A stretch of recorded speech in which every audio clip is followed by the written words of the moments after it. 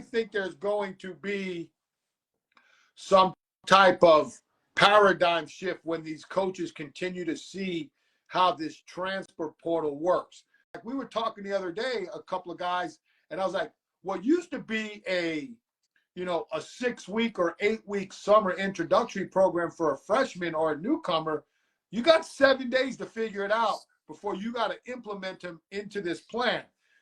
And speaking of that, I visited the new strength coach for football at UNC Charlotte yesterday, and I've not heard a coach explain how he breaks up his people, not like in levels of like training age, but like in needs, hypertrophy, strength, power, things like that, absolute strength. And the same thing on the field. So he's got 3 different groups in the weight room, 3 different groups on the field, like which guys need more A cell, D cell, which guys come out of a 3-point stance, which guys are more linear.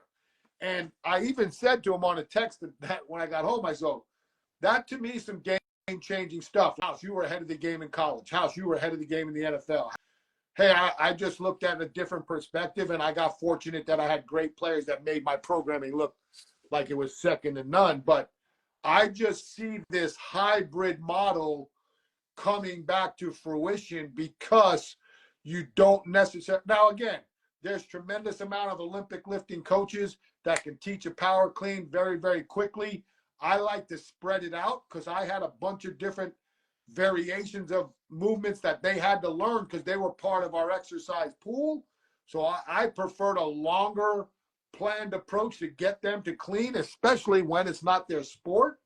I wanted to take my time with it because that was part of our developmental process. Now, I'll be honest with you. I don't know if I'd even do a clean at any time in the college environment. We didn't do it in the pros unless guys had decent enough technique coming out of college. Right. But you saw our model. If a guy could catch a clean and he liked cleaning, he got the clean. Right. If he didn't want to clean, he didn't have to. And even if you liked the clean and it didn't look good, you didn't clean.